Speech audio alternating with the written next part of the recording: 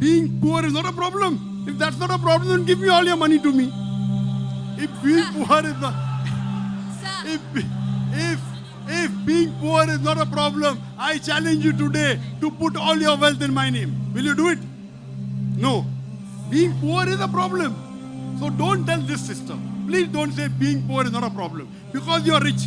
Just because you are rich, you are saying being poor is not a problem. I disagree with you. Wait, sister, wait. Let me complete the answer. Good afternoon, everybody. Good afternoon, Dr. Zakir Naik. Good afternoon, Sheikh Farik Naik, and then other dignitaries recognized. I greet everybody, my fellow students. Okay, concerning the first lecture by Sheikh Farik Naik, he said that the Quran, right, is the solution to the problem of humanity. Okay, so I just want to know what the problem of humanity is. Yeah, what's the problem of humanity that the Quran is the solution to the problem? That's my question.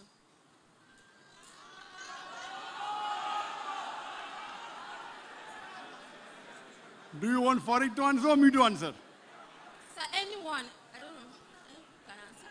Sisters asked the question that what is the solution for humanity that Islam talks about? My son Farik, he gave a full talk.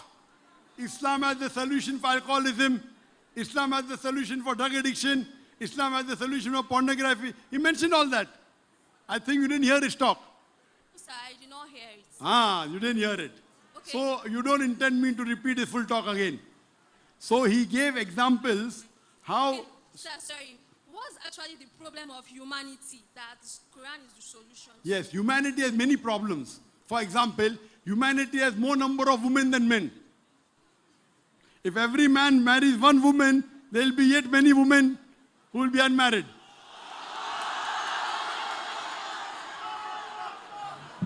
So Quran says in Surah Nisa chapter 4 verse number 3, marry women of a choice in 2s, 3s or 4s. If you can't do justice, marry only one.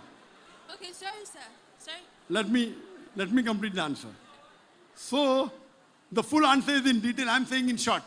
Today, there's problem of terrorism.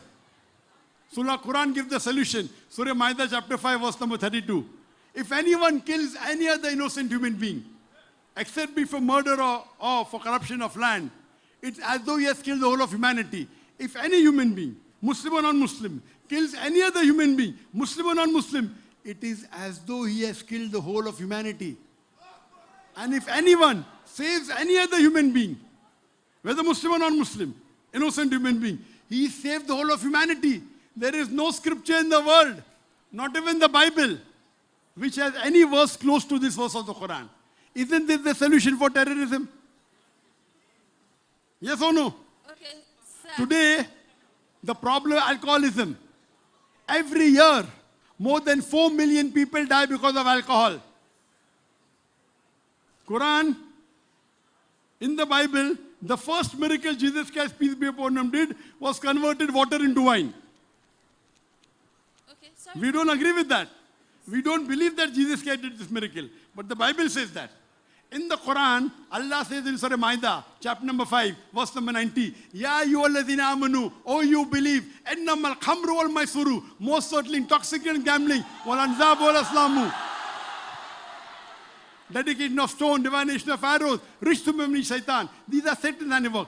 Abstain from me that you may prosper. So Quran has the solution. If alcohol, I'm a medical doctor, I can give a talk of 1 hour, what is the problem with alcoholism? Cirrhosis of liver, lung cancer, liver, pancreas, esophagus cancer. I can go on and on. What is the solution? Prohibit it. So Islam has solution to all the problems. One by one, if it will take me 10 hours.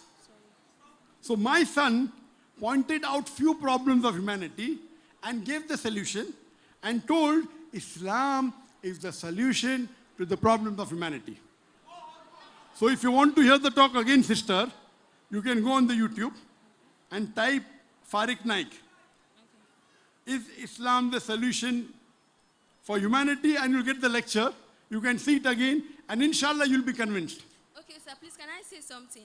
Sure. Okay, sir, if there's a problem for humanity, now, we are all humans, right? And then humans generally are supposed to have just a particular problem that can be applied to everybody. Sorry, can you speak a bit slowly, sister? Okay, sorry. Slowly and loudly. Okay, I said if we are all humans, right? Yes. Now, humans generally are supposed to have a particular problems that are centered to everybody. It's not because that, okay, today she's poor, or maybe she don't have money, me, I'm rich. Being rich or being poor is not a problem, right? Because she's rich or maybe I'm poor. That's not a problem. But what I'm saying is that a problem is supposed to be applied to everybody if it's a problem for humanity. So now, I don't know, there's something I want to point out because I'm a believer, I'm a Christian. Now, for you to have a problem that is applied to everybody, it's supposed to be something that everybody should partake of it and is universal. So now, sin is the problem of everybody on earth. Because you will not tell me that I've not done something wrong or she has not done something wrong. But sin is universal. Poverty is something that everybody, people are rich, people are poor. So it's not universal. But sin is something that is universal to everybody and it applies to everybody. And that was what we saw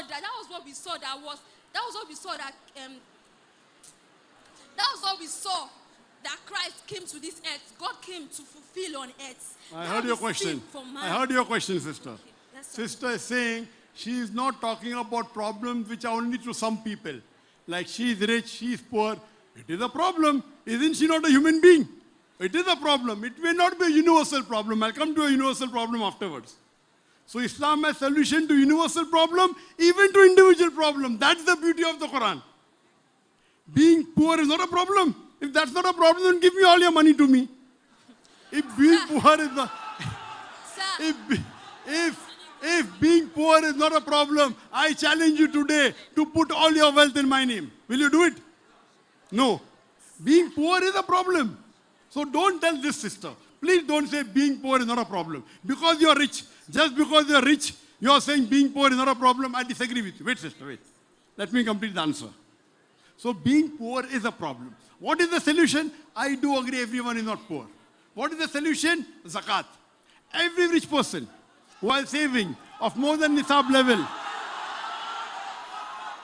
who has more than 85 grams of gold, he or she should give 2.5% in charity. If every rich person, including you, give 2.5% of their wealth in charity, poverty will be eradicated from this world. There will not be a single human being who will die of hunger. Now coming to your question, I do agree with you. Poverty is a problem for most of them, but not for everyone. Alcoholism may be a problem for some, not for everyone. I agree with you. You are telling sin is a universal problem. I disagree with you. Every child is born masoom. He's sinless. It is your wrong conception. Show me one verse in the Bible. Does the Bible say you're born with sin? You are saying you are a Christian. Everyone is born. You don't know the Bible. The Bible says in the book of Ezekiel, chapter number 18, verse number 20, the soul that sinners shall die. The soul that sinners shall die. You are talking about the original sin, correct? That Adam and Eve, Adam ate the apple. Eve tempted Adam. They ate the apple. And everyone is born sinless. This is your wrong reading of your Bible.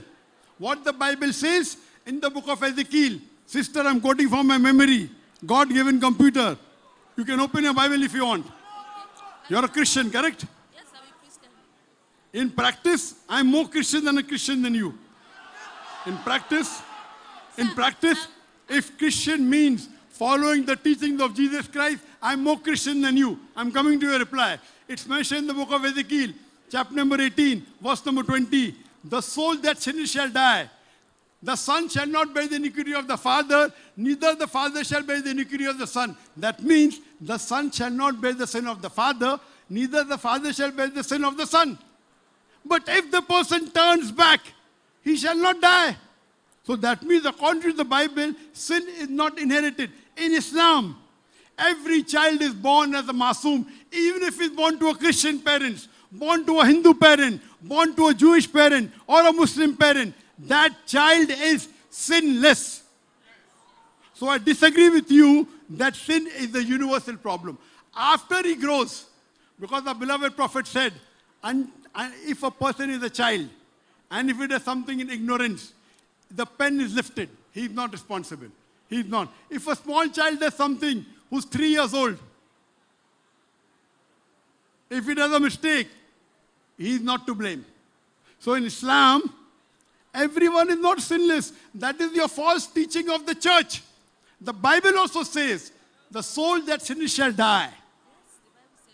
But the son does not bear the iniquity of the father. So even your example that sin is universal is a wrong example. It goes against the teaching of your Bible.